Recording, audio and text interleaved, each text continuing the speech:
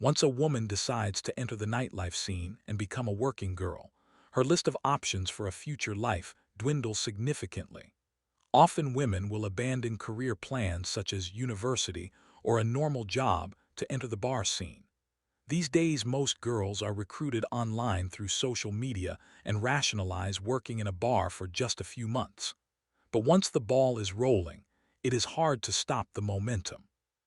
In this video, I will discuss why leaving nightlife is much harder than staying even as the costs of the lifestyle compound. The probably isn't temptation, it's identity. Most people think leaving nightlife is about willpower, about love, about choosing stability over chaos. But that's not what makes it difficult to leave. Leaving nightlife isn't about walking out of a bar. It's about what happens after. It's about dismantling an entire ecosystem. And most exits don't fail because of one dramatic mistake. They fail quietly, usually within the first 90 days. When people outside this world think about some aspects of nightlife, they think it's just work. It's just a paycheck and a phase that women go through climbing the economic ladder. But spend enough time inside it, and it becomes something else. Identity. In that world, attention is constant and money is fast. Women who traditionally come from poorer areas of their country are suddenly at VIP tables with wealthy foreigners. While competition is fierce, if the woman is attractive enough, validation is immediate and ever-present. She just doesn't earn income. She receives feedback every night that she is desired, that she has market value, that she has power. That changes how anyone will see themselves. Now imagine leaving. You're not just losing a paycheck. You're losing the constant attention of men from all over the world. You're losing the excitement of not knowing what man you will meet tonight. Will he be a pilot or crypto bro? Will he be a cool, young Australian who has been traveling the world for the last 2 years? I just want to interrupt the video for a quick word. This is a small channel and your support is much appreciated. Most people who watch these videos are unsubscribed. Please subscribe for more content. Share with a friend if you've already subscribed. Your support makes a big difference in spreading the word. All right, let's get back to the video. When she chooses one man to attach herself to, she loses all of that. Not only that, she loses fluidity within a clearly defined hierarchy. Every night she's able to attach herself to one man's status, then detach herself the next morning. Over time, their accumulated status becomes hers, and she becomes known as the woman who likes a certain type of man. She loses the visibility of being known within bars and clubs. And what is she to trade all of this for? Often it's a comfortable but somewhat boring life back in England or some small town in the United States. That's not a small shift. That's complete ego withdrawal. This shift in lifestyle feels like loss even if the new life is healthier. Listen, love is a powerful thing. It can temporarily override base desires, but over the long-term incentives will always win. When one compares what each lifestyle has to offer, the math becomes uncomfortable. Nightlife offers higher short-term earning potential combined with multiple financial streams and daily cash flow. The alternative offers slower stability, delayed rewards, fewer options, and often financial dependency. The first 30 days after leaving can feel romantic. It feels like a reset, like a new chapter and a clean slate. But by day 60, reality sets in. Income drops. Savings, if there were any, dwindle.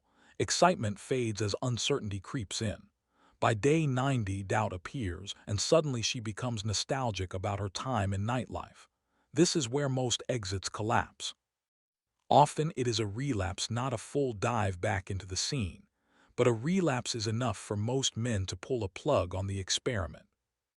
And once the only incentive to leave nightlife is gone, a former bargirl quickly resumes her previous work. Not because she didn't care, but because the structure she left behind was optimized for her survival. No matter how thoughtful the man is, the new structure cannot replace that immediately.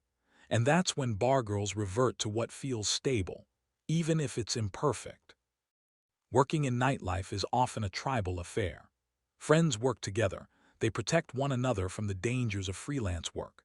Inside that circle, certain behaviors are standard. multiple sponsors, smart, ambiguity with a boyfriend, normal, emotional flexibility, just another day at work. So when she begins to date a foreigner who looks at all those things as a moral failure, it is often intensely refreshing to be around her social circle that normalizes these behaviors. Suddenly, she is no longer being judged for her instincts, and her old world welcomes her back with open arms even as it prepares to suffocate any future escape hatch. This part is uncomfortable but real. In nightlife work, redundancy reduces risk, so if one man leaves, another is there to replace him quickly and smoothly. This optionality equals safety in a bargirls world where men's desires can change on a whim. Leaving often means collapsing multiple income streams into one. And if that one is you, now she has become dependent on you as a single source. Dependency creates anxiety, because if you leave, everything collapses. So what does a rational brain do? It hedges. Sometimes going back isn't about loving the bar. It's about restoring security through optionality. That's basic psychology. Another thing about nightlife that makes it difficult to leave is the high dopamine involved. Music, neon lights, flirting, competition, movement, it's constant stimulation. Transitioning to a normal rhythm can feel quiet in comparison, and quiet can feel empty when you're used to intensity. This doesn't mean she's addicted, but it does mean that her nervous system adapted to this fast environment. Remove that and there's a gap. And humans often mistake stimulation withdrawal for dissatisfaction. That discomfort isn't always about you. It's about recalibration. But recalibration takes time, and most people don't give it enough because her relapses will disillusion almost any man. If a man expects instant transformation, resentment is going to build quickly. Any bargirl attempting to make a change is going to show progress, then regression. That doesn't always mean cheating, but it might. Then the man will think, she's choosing that world over me. Sometimes she is, but sometimes she's simply choosing familiarity over uncertainty. There's a difference. Contrary to popular belief, some exits do actually work. Some bargirls successfully leave the nightlife scene behind, but this usually requires a defined financial transition plan, new income that replaces the old, a new social circle, clear relationship boundaries, strong internal motivation, and above all, transparency in the struggle. Without all of these, the chances of a clean exit is slim. Here's the cold water.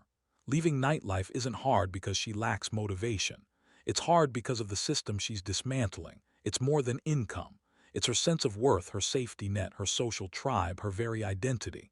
This doesn't get changed overnight. Combined with the man's likely judgment if she fails, and the gravity becomes even stronger. Sometimes shame alone is enough to push a bargirl back into nightlife. So when you hear, "I'm trying," understand all that entails. Because that simple statement masks a complicated web of internal conflicts. This video wasn't about judgment. I want to make that very clear. It's about understanding. If you're with someone who says she wants to leave nightlife, there are a few hard questions you must ask yourself. Is there a clear plan?